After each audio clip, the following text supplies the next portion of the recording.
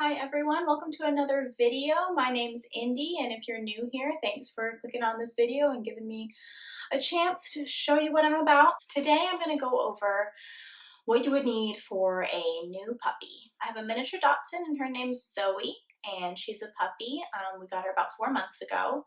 And I have an English Bull Terrier and her name is Maggie, and she is 5 years old. So I have experience with dogs. I have had dogs my entire life. I love dogs. And I know that, getting a new puppy can be stressful, and especially if you haven't had a dog before, you might not know everything that you need, or you might have an idea, but you're looking for suggestions on certain brands or certain things that I might suggest, or somebody that has had dogs their entire life might suggest. I'm going to go over some of the basics, some of the essentials, or what I would consider the essential things that any new dog owner should get. And that would be first a crate. I highly suggest crate training your dog. It makes for a much easier life in the long run. If you have reservations about crate training, definitely research it. Really look into the benefits of crate training, the thought process and the science behind it. And if you still don't want to crate train your dog, okay, by all means, that's up to you. And obviously food. You're going to want a good brand of food. I buy grain-free food for my dogs. Now, I know that's not, within everyone's budget. It can get pricier than other options that are available. So if that's unaffordable for you, I understand that. There are other options that you can find that are still quality food for a lower price than what a grain-free would be. Other brands that are also grain-free would be like, I know Blue Buffalo sells one. Taste of the Wild is something that I used to feed Maggie when we first got her, and that's one that I really like as well. And there are a whole bunch of other different brands as well that you can pick up at any pet store or on Amazon or anything like that. And then everything else that you might need, we are going to go over right now. Okay, so one of the first things, obviously, that you're going to need is some kind of feeding and water dish. I use stainless steel because it's easier to clean. It's pretty durable. It's not going to get cracked or chipped as easily as some of the ceramic or glass bowls that you might see. So you're going to need at least two, one for food, one for water. Some people like to use multiple and leave multiple bowls of water out. That's fine if you want to do that too. And then you're going to need collars. When I got Zoe, and currently still, she just has a collar from Walmart that I got pretty cheap at Walmart. The reason I, would get a puppy a cheap collar to start out with is because they're going to grow. So if you spend a lot of money on the collar up front, it might not fit them even within 2 months. So Zoe's first collar, we actually had to replace with another collar because she grew so quickly in the first 2 months that we got her that we had to replace it so that way, it wouldn't be too tight around her neck. Now, Maggie has a more expensive collar. It's not super pricey. It's like $20, but it's more expensive than Zoe's, which was like $2. And so we're just kind of waiting to see where she ends up being size-wise, and then we'll probably get her a nicer collar. But for now, we're just going cheap and practical. After you get a collar, of course, you're going to need a leash. There's two main types of leashes, and there's different styles of each of these leashes, but there's this retractable style, and you just hook it onto the dog and then they can move as they want, and they just kind of pull it out, and then when they get closer to you, it will retract back into the holder. And with the retractable, you can lock it, and then they can't go any further. And then there's just a standard leash, which is just, it's made of rope or nylon or something like that. And so then they can only go as far as the leash would allow them. I think this one is 6 feet, so they can only go 6 feet, and then they can't go any further.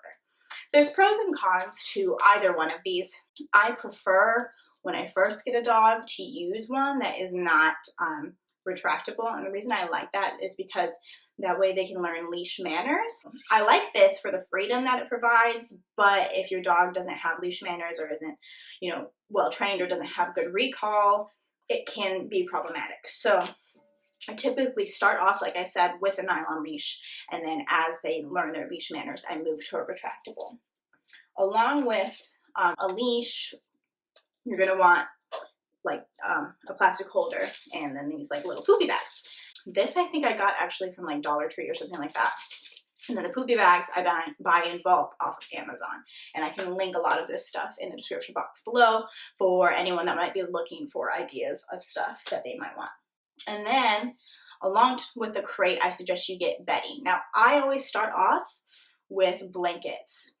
And this one's really cute, actually. I like this pattern. It's blue and it's got little like pineapples on it. Blankets you can get really cheap at Walmart. I think they're like $2.50 at Walmart.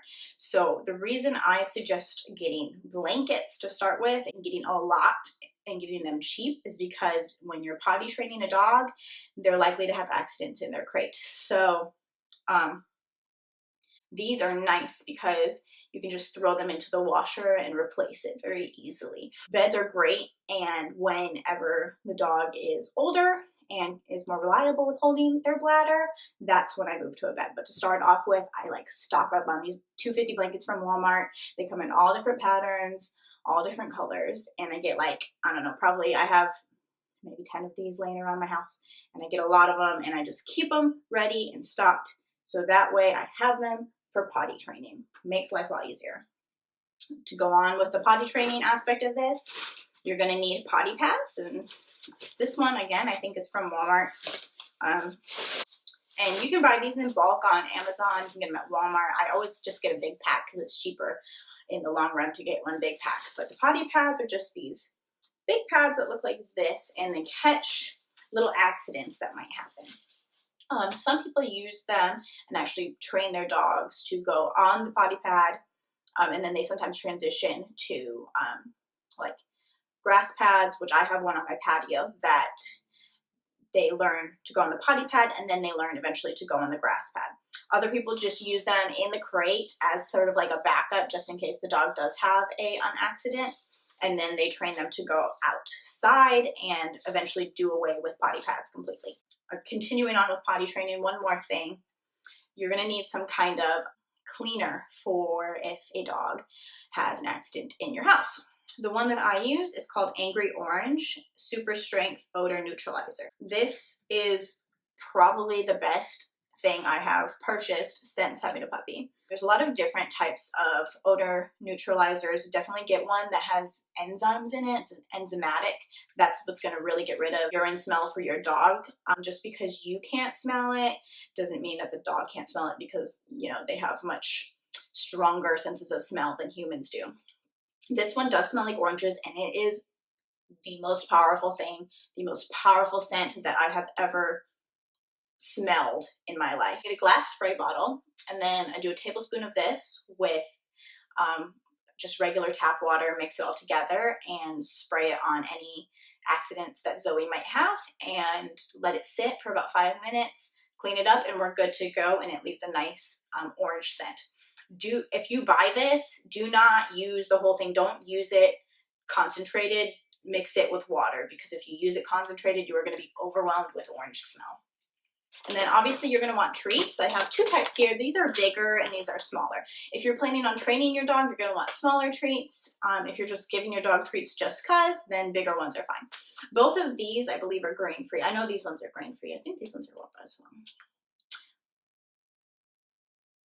These are wheat, corn, and soy-free, so I guess technically grain-free as well. Again, along with using grain-free food, I use grain-free treats. Zuke's is my go-to brand, honestly. I have used these for training Maggie and Zoe. They're the perfect size for training, and you know, both my dogs love them. So if you're looking to get some really good training treats, I would highly, highly recommend Zuke's. And they have a bunch of different flavors. These ones are peanut butter formula, but I know that they have salmon and I believe chicken as well, and a whole bunch of other ones. And then you're going to want some shampoo. So I use this Burt's Bees for Dogs Itch Soothing Shampoo, and I'm almost done with this one. This is really good. It smells really nice, actually. And so whenever the dogs need a bath, I just use this shampoo on them. It's 99.8% natural, so that's pretty good. Along with shampoo, I have a whole grooming kit for my dogs. I actually just got this for Christmas. And inside the grooming kit, there is a brush. And then this is like a glove that you can use as a brush if you want, or You can use it in the bath, which I've had another one of these before, and I tend to use it in the bath. And what you do is you would put, you would put the shampoo on your dog, and then you would run your hand over the dog with this on it, and it just helps to get all that loose hair off, and it helps to get, sorry, I have a itch. Okay. So it just helps to get that loose hair off of them, and then it also helps to kind of suds up the soap and help you get a really good clean on your dog. And then I have nail clippers. I do clip my own dog's nails. If you don't feel comfortable with that, which I know a lot of people don't because it can really be scary, you can always take them to the groomer for that too. And then the last thing I have in here, which didn't come in this Spa Day Real Simple set, which is the name of the set, is the Groom Ninja Groom Shed Clean brush. And I love this brush. I highly recommend this brush to anyone who has a dog that's high shed, or especially if you have a dog that has a long coat. I was amazed when I first used it how much hair came out of Maggie, because she really doesn't, she's a short haired dog, so I didn't think that she would be that sheddy, but I was surprised how much hair came out using this. And then you're going to want some kind of toys and different sort of items for your puppy. So the first things I have are what I would consider more like busy toys. And what I mean by that is when your puppy or your dog is, you need a little bit of time for them to be by themselves. You need to do something, and you can't have your eyes on them. The best way that I found to kind of do that is to use what I call a busy toy. And so I have a couple examples here. This one is a ball, and the ball has a little hole right here. And so inside the hole, you would put treats or food or whatever. And then the dog would push the ball around, and the treats would fall out of the little hole. It kind of reinforces their natural hunting tendencies, and it keeps them occupied. And then I have a Kong. These are, probably every dog owner's standard use toy.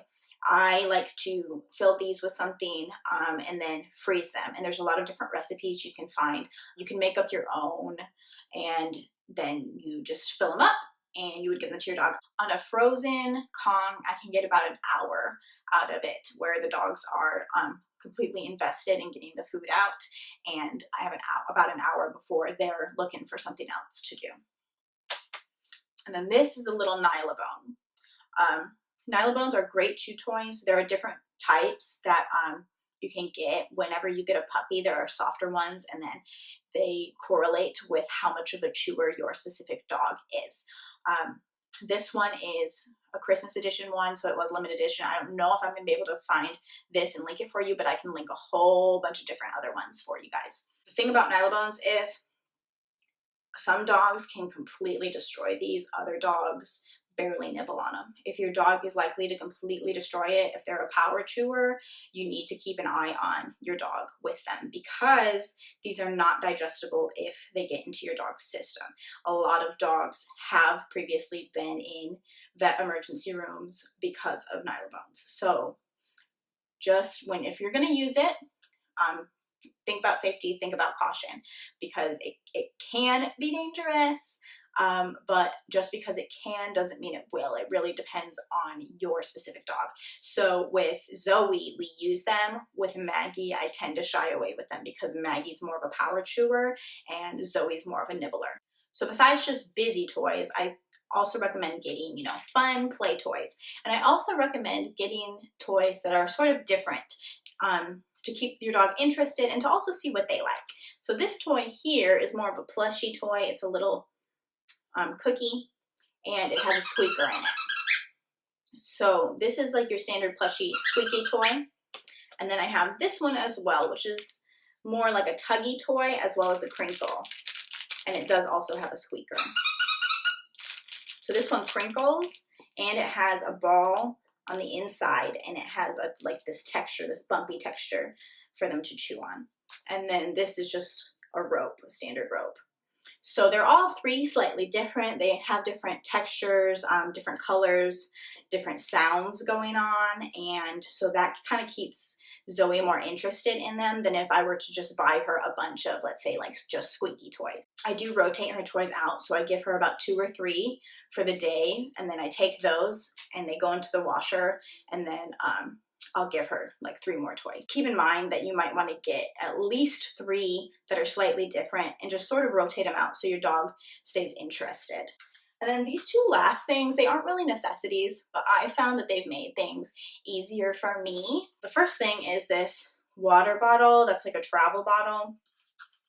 So you would fill it up with water, and then you would squeeze the water out. It would fall into this little reservoir here, so your dog can drink out of the reservoir. I like this because we do take our dogs out a lot to the dog park, walking, stuff like that, and I never want to worry about them not having water. So this is something that I recommend. Of course, it's not 100% a necessity, but if you're planning to do a lot of outdoor activities with your dog, this is a lifesaver. And then the last thing, which is something that I originally did not plan on buying for Zoe, it was not something that I really thought was a necessity, and it's still sort of not a necessity, but it's nice to have, are these doggy diapers. And I know you're thinking like, oh my gosh, this girl's one of those people that like puts clothes on her dog. And yes, I am one of those people that puts clothes on their dogs, okay? But this is not just for cuteness. This is actually very functional. Zoe is a bit of an excited peer, and while she is mostly potty trained, when she gets excited or when she gets scared, she tends to have a little bit of an accident. So to avoid these little accidents of being around the house, where sometimes I may not see them before they dry up and then there's just this gross faint urine smell that I can't track, I've been using these diapers on her. And so the diaper is nice because their little tail would poke through this little hole right here, and then you would just Velcro it on. And Zoe doesn't seem to be bothered by these when I use them on her.